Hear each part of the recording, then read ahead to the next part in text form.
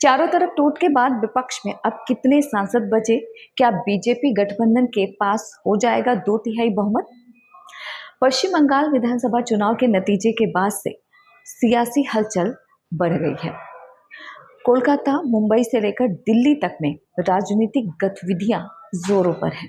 राजनीतिक गतिविधियों की अगर बात करें तो काफ़ी तेज हो गई है। एक और जहां पर बंगाल में ममता बनर्जी के 20 सांसद बागी हुए हैं, तो वहीं दूसरी ओर महाराष्ट्र में उद्धव ठाकरे के 6 लोकसभा सांसद एकनाथ शिंदे के साथ जाने का मन बना चुके हैं।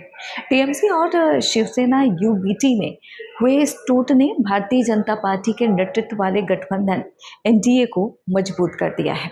2024 में लोकसभा चुनाव के नतीजों की अगर बात करें तो नतीजों के बाद जिस एनडीए को कमजोर माना जा रहा था वो आज की तारीख में मजबूत हो गया है। लोकसभा चुनाव के नतीजों में इंडिया गठबंधन की अगर बात करें तो मजबूत होकर सामने आया था और इसमें कांग्रेस को 99, समाजवादी पार्टी की बात करें तो 37 सीटें मिली थी, जबकि टीएमसी को 28, डीएमके को 22, शिवसेना यूबीटी को 9, एनसीपी शरद पवार गुट को 8 सीटें मिली थी, जबकि आरजेडी की बात करें तो 4, सीपीएम को 3, जेएमएम को 3 सीटों पर जीत हासिल हुई थी। लेकिन अब 2 साल बाद तस्वीर पूरी तरीके से बदल चुकी है।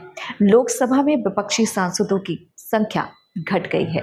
20 सांसदों के जाने के बाद टीएमसी के पास अब सिर्फ 8 सांसद बचे हैं। वहीं उद्धव ठाकरे के शिवसेना में 3 सांसद रह गए हैं, यानी कि विपक्ष के सीधे सीधे 26 सांसद कम हो गए हैं। दूसरी ओर तमिलनाडु में विधानसभा चुनाव के बाद डीएमके और कांग्रेस की दोस्ती भी टूट गई है। डीएमके इंडिया गठबंधन से अलग होने का ऐलान कर चुकी है। तो दूसरी ओर अगर राहुल गांधी की बात करें तो राहुल गांधी को लेकर डीएमके प्रमुख स्टालिन के सुर बदल चुके हैं। डीएमके के अलग होने के लोकसभा में इंडिया गठबंधन के 22 सांसद और कम हो गए हैं। ऐसे में 22 + 20 + 6 सांसदों के अलग होने के बाद इंडिया गठबंधन के पास 187 सांसद बचे हैं। इंडिया में किस पार्टी के पास कितने सांसद रह गए हैं, चलिए बताते हैं। ऐसे में कांग्रेस पार्टी 98, असम के नौगांव से सांसद प्रद्युम्न बारदोलाई का इस्तीफा हो चुका है। समाजवादी पार्टी के पास 37 हैं, टीएमसी के पास 8, शिवसेना यूबीटी के पास 3 बचे हैं, एनसीपी के 8, आरजेडी के 4, सीपीआई-एम के पास 4, आईयूएमएल के पास 3, जेएमएम के पास 3 सांसद हैं। सीपीआई की बात करें तो 2 है, एनसी के पास 2, बीसीके के पास 2 है, एमडीएमके के पास 1 है, केसीएम के पास 1 है, आरएसपी के पास 1 है और अन्य सहयोगी की अगर बात करें तो 7 जो इंडिया और एनडीए दोनों के साथ नहीं है। डीएमके के 22, आम आदमी पार्टी के 3, वाईएसआरसीपी के 4, एआईएमआईएम के 1, बीजेडी के 1, जेपीएम के 1, एचएलपी के 1, बीओटीपी के 1 संविधान संशोधन बिल को पास कराने के लिए आपको बता दें कि 2/3 बहुमत की आवश्यकता है। संविधान 131वां संशोधन विधेयक 2026 यानी कि पुरस्सीमन विधेयक अप्रैल में संसद में गिर गया था, क्योंकि इसे पास कराने के लिए ज़रूरी 2/3 बहुमत नहीं मिल पाया था। तब लोकसभा में बिल के पक्ष में 298 वोट पड़े थे, इसमें से 293 एनडीए सांसदों के थे और 5 अन्य।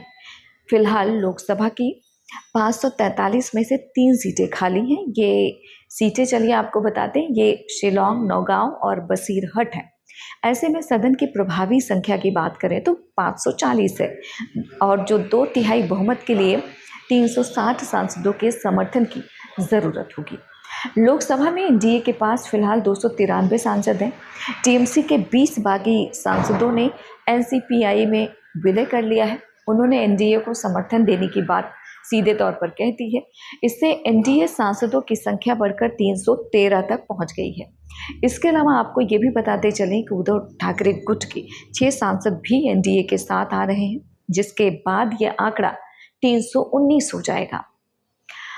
तमिलनाडु चुनाव की अगर बात करें तो तमिलनाडु चुनाव में डीएमके की हार और उसके बाद कांग्रेस से रिश्ते तोड़ने के फैसले से पार्टी के 22 सांसद भी अगर एनडीए को समर्थन दे देते हैं तो ये आंकड़ा 341 हो जाएगा। अप्रैल में संविधान संशोधन बिल पर हुई वोटिंग के दौरान एनडीए को 298 सांसदों का समर्थन मिला, यानी कि उसे 5 अतिरिक्त वोट मिले। इसे जोड़ने पर एनडीए की संभावित अगर संख्या की बात करें तो 346 तक पहुंच सकती है, जो 2/3 बहुमत से 14 वोट कम है।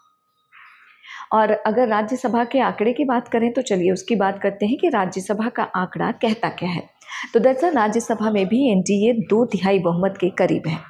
उच्च सदन में फिलहाल 242 सांसद हैं, बहुमत का आंकड़ा 122 का है और 2/3 बहुमत के लिए 164 वोटों की जरूरत होती है।